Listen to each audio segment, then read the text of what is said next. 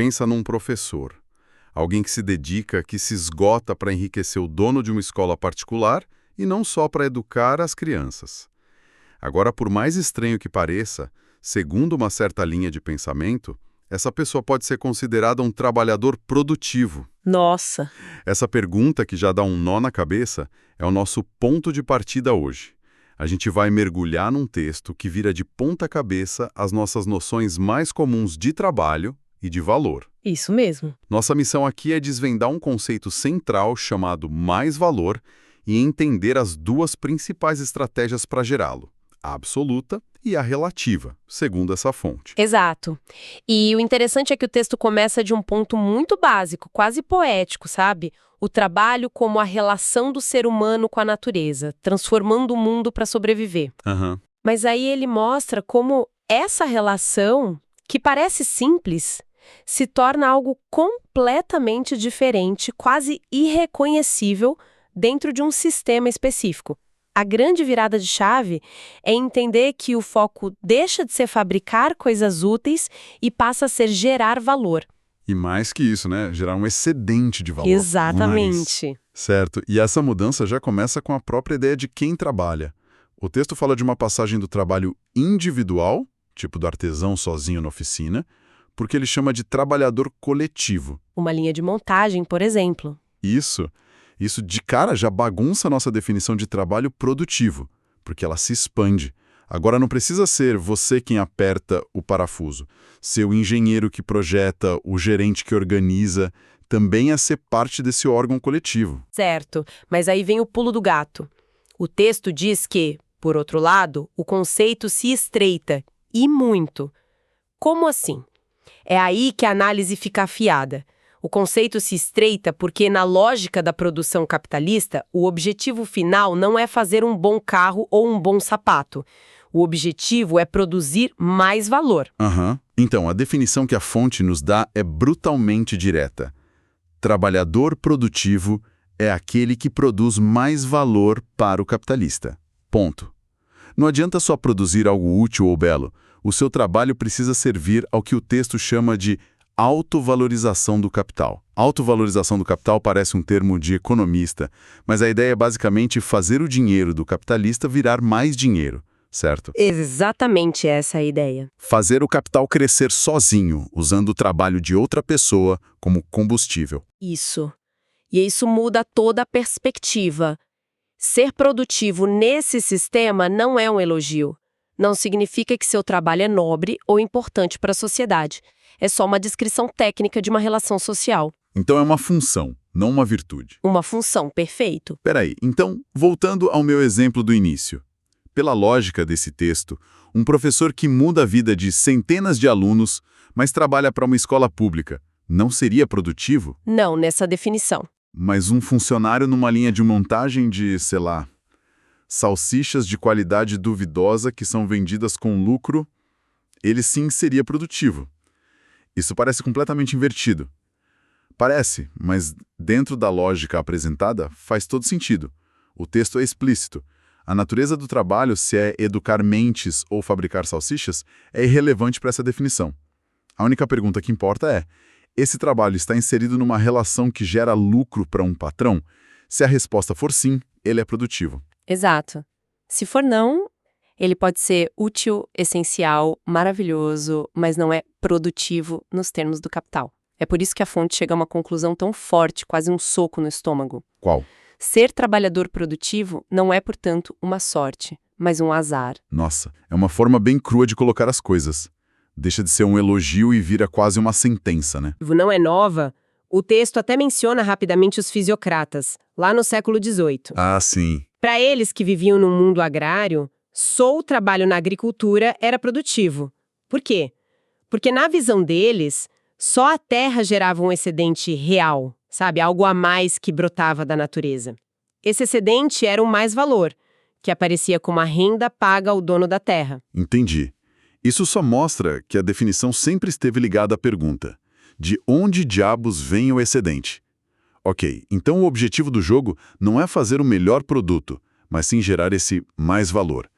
Isso me leva a pensar: existe só um jeito de fazer isso?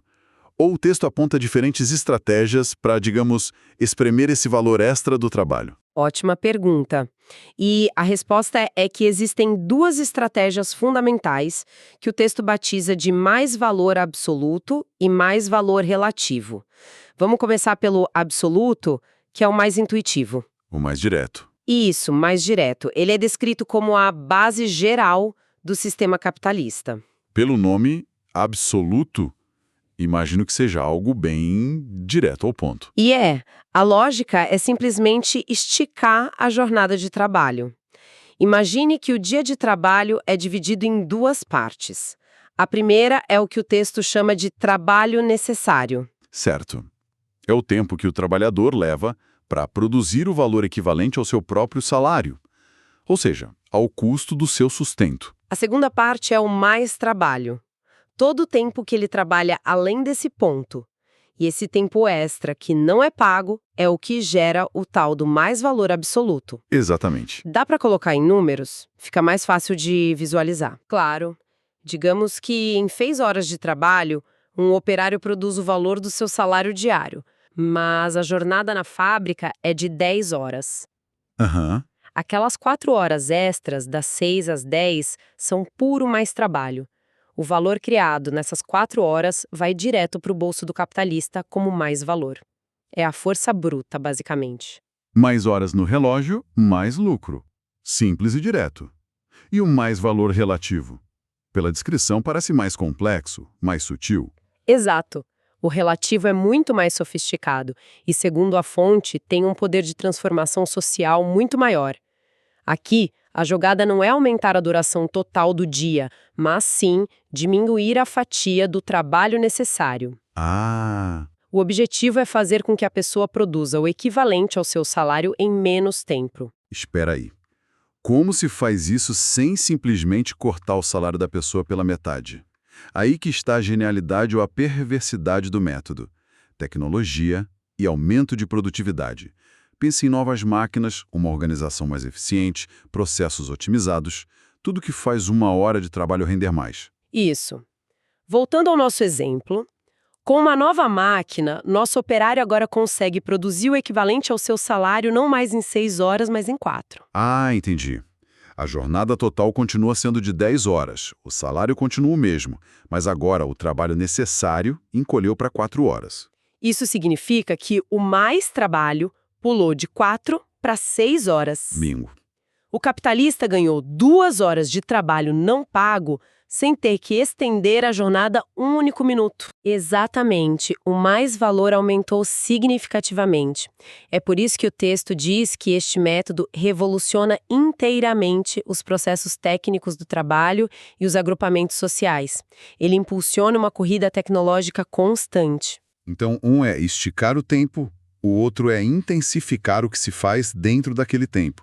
Mas o texto também dá a entender que a distinção entre eles pode ser meio ilusória. Como assim? Parecem bem diferentes. É um ponto sutil, mas importante.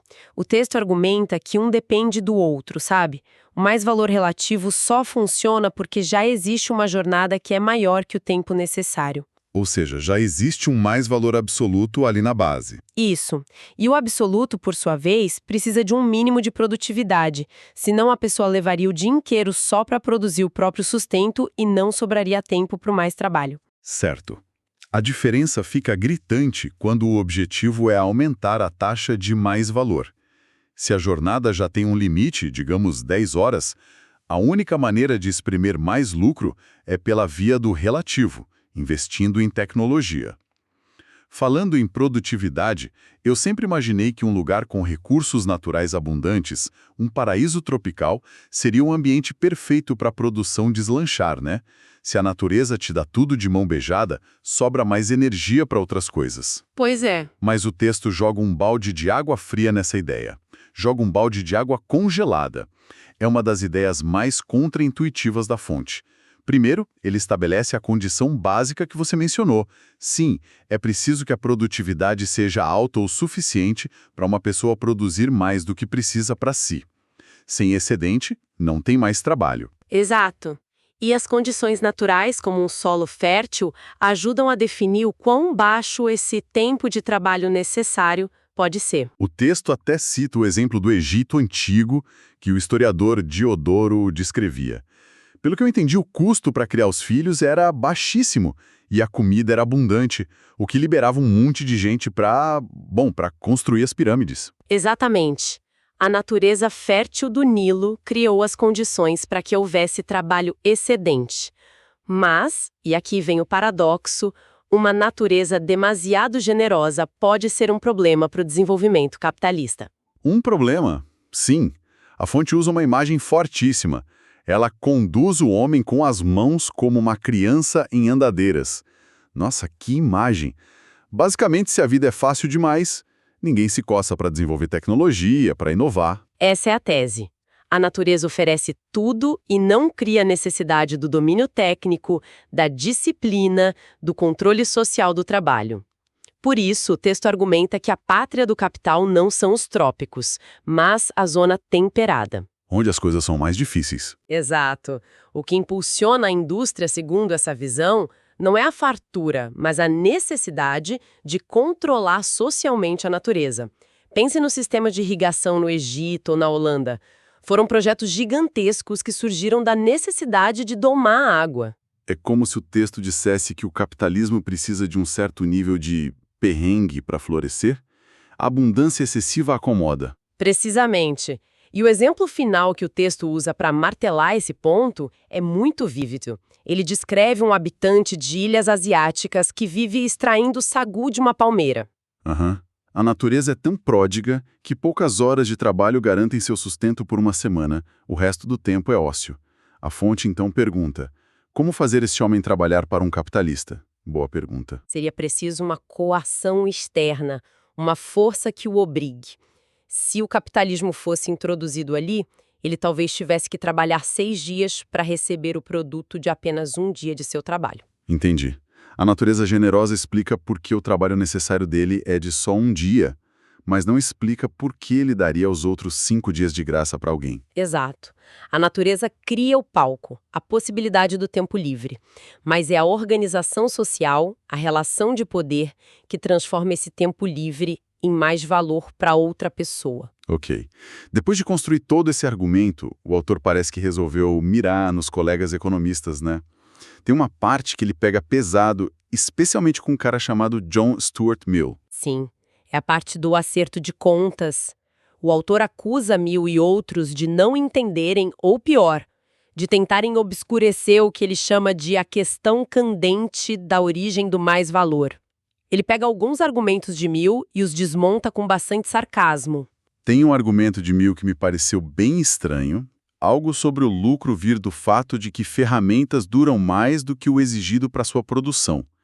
Quer dizer que o lucro de uma padaria é menor que o de uma fábrica de tratores só porque o pão estraga rápido?